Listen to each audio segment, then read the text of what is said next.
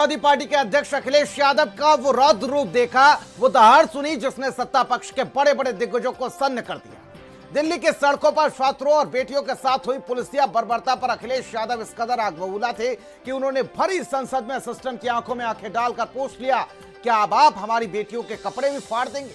अखिलेश के इस तीखे वार ने पूरे सदन में सन्नाटा चीर दिया। इस दौरान उनके ठीक पीछे ढाल बनकर खड़ी सांसद डिंपल यादव और प्रिया सरोज, जिसने ये साफ संदेश दिया कि छात्रों और देश की बेटियों के सम्मान के लिए लड़ाई अब आर पार की हो। आखिर संसद में कैसे गूंजी अखिलेश यादव की दहाड़, रिपोर्ट के जरिए देखिए।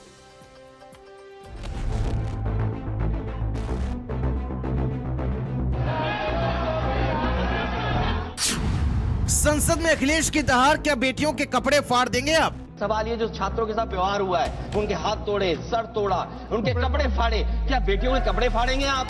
हम और सड़क की आग पहुंची संसद, छात्रों के लिए फिर से भिड़ गए अखिलेश। महोदय, ये मुद्दा कांग्रेस, समाजवादी पार्टी, बीजेपी का नहीं है। ये मुद्दा युवाओं और छात्र नौजवानों का है। संसद की कार्रवाई चल रही थी, सत्ता पक्ष के नेता अपनी बात रख रहे थे, लेकिन जैसे ही बोलने की बारी समाजवादी पार्टी के अध्यक्ष अखिलेश यादव की आई, पूरे सदन का माहौल ही बदल गया। आज संसद में समाजवादी पार्टी के मुखिया अखिलेश यादव का वो रौद्र रूप देखा जिसने सत्ता पक्ष के बड़े बड़े दिग्गजों को सन्न कर दिया। दिल्ली के सड़कों पर छात्रों के साथ जो पुलिसिया बर्बरता हुई, उसकी आग आज सीधे संसद के गर्भगृह तक भड़क उठी। अखिलेश यादव इतने आक्रामक थे कि उन्होंने सीधे सरकार और सिस्टम की आंखों में आंखें डालकर पूछ लिया, क्या आप हमारी बेटियों के कपड़े फाड़ देंगे? और जो सरकार ने व्यवहार किया है, इस्तीफा तो क्या है, इस्तीफा तो जब चाहेंगे तब मंत्री ले लेंगे, सदन के बाद ले लेंगे। लेकिन सवाल ये जो छात्रों के साथ व्यवहार हुआ है, उनके हाथ तोड़े, सर तोड़ा, उनके कपड़े फाड़े, क्या बेटियों के कपड़े फाड़ेंगे आप? हम और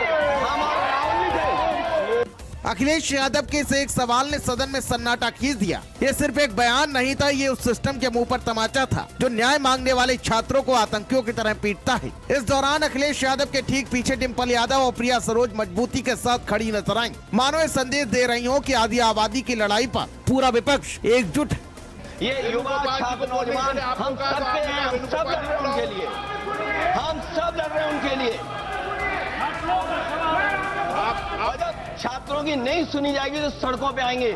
अखिलेश यादव की आक्रामकता यहीं नहीं रुकी, उन्होंने लोकसभा अध्यक्ष की निष्पक्षता पर भी सवाल दाग दिए। अखिलेश यादव ने साफ तौर पर कहा कि अगर संसद में विपक्ष को छात्रों के मुद्दे पर बोलने दिया जाता तो हमें प्रधानमंत्री आवास तक जाने की नौबत ही क्यों आती?